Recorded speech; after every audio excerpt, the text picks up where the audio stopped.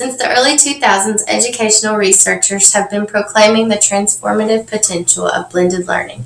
In the early years of blended learning, it was relegated to colleges and higher education. However, as access to the internet and a number of computers in homes or even pockets grows, so does the insistence that blended learning should be part of K-12 education.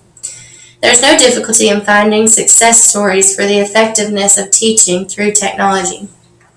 Yet it is not uncommon to find educators who are reluctant at best and defiant at worst about using the model in their classrooms. Educators are sometimes concerned over allowing students at such young ages to depend on a computer for their learning content. The fear is likely the result of educators' knowledge of learning styles. Another alternative available to teachers is a new take on the online model of self-paced learning with technology. In this self-paced learning model, students use classroom time in a traditional setting to learn content from a software program. Within one class, students can and will be on a number of different lessons of instruction. In this model, a student's instruction is usually connected to their mastery of content. To gain further acceptance by more educators, researchers must demonstrate that teaching with technology provides a viable model for teaching in all classrooms and all students. In 2001, Mark Prensky explained why students were not the same people that educational system had been designed to teach. In his paper, Digital Natives, Digital Immigrants, Prensky offers insight as to why teachers may struggle to embrace newer technology that can be used to teach. Interaction and communication skills that come so naturally to natives does not connect with immigrants. Prensky refers to these teachers as immigrants and makes a metaphor between using and understanding digital technology and using and understanding a new language. This paper is a major work that began urging educational professionals to reconsider their teaching practices. Their new digital native students were not just incrementally different, but learn and experience the world differently. Therefore, these students should be taught in a new way. He proposed that the education should be turned into games that keep the attention of digital natives while teaching them at the same time. Exploring the use of online space in an elementary school details a case study that conducted in which a teacher researchers use web technologies to complement student learning. The study shows a positive impact on student experience and small but observable gains in achievement. This work helped establish research that shows the effect of using technology in an elementary setting. The three teachers involved in the study synthesized the e-education model of instruction design as set forth by Jung and Lachem with the Web 2.0 learning design created by Bauer 2010. These models serve as framework in which they would construct the research. The teachers set up online content and learning management systems to create an environment that allows for both instruction and application or production. During the classes, the online space was primarily used for fact drills. The tools made the drills feel more like a game. The teachers sought to observe both academic and non-academic effects on students during the study. They showed noticeable improvements in both academic performance and the student motivations and pride in their work. While the learning impact the online tools made were small when compared to the previous year's students, the teachers concluded that a blended learning environment is beneficial to elementary students if implemented correctly. In order to convince educators that using technology is beneficial and even needed, researchers still need to build a bank of research that duplicates the research. Effectiveness of using iPads to build math fluency shows the positive impact that integrating technology can have on student motivation and achievement in learning basic math facts. The single case study set out to show the effect of an iPad can have on basic math fluency when used specifically for basic math skills.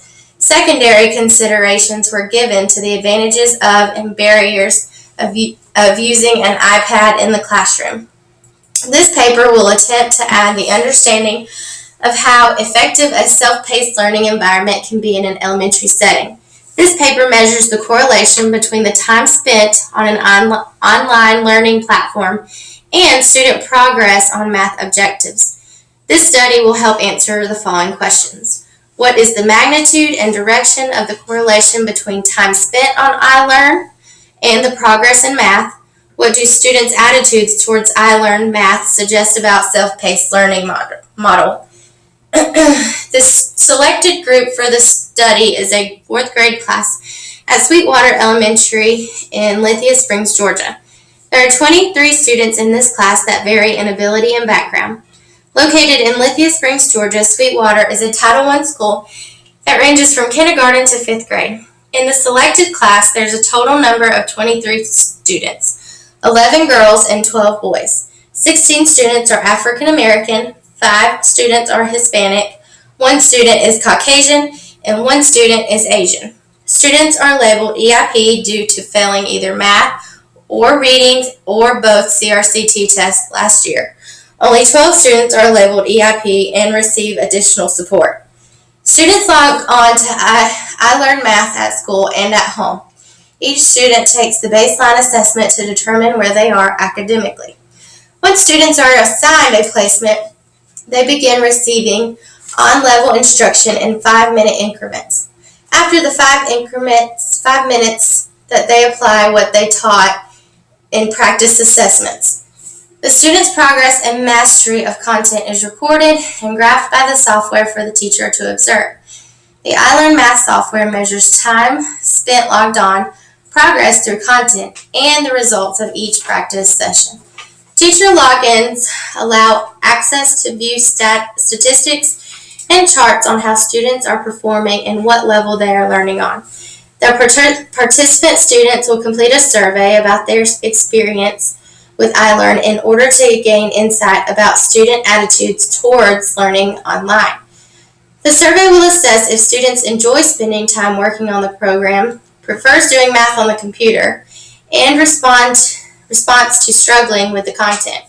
Students will answer between a scale of 1 to 3, where 3 indicates a positive response and 1 indicates a negative response. These questions will help to understand the correlation of the 2 variables.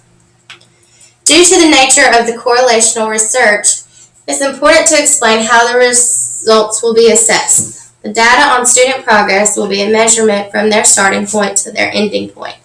After the data is collected, it will be put into a spreadsheet, and the numbers will be applied to the Pearson correlation coefficient function available in most spreadsheets. The Pearson correlational coefficient will tell whether the 2 variables, time spent on iLearn and student progress, are associated and to what degree the association exists. The coefficient is measured on a scale that ranges from negative 1.00 to positive 1. If the coefficient measures 0, then the 2 variables do not correlate with one another. The variables being measured will probably show some correlation, even if it was minute. Therefore, 0 is not a likely outcome. Just stop it. She don't need to be in it. Totally. Honey, I mean,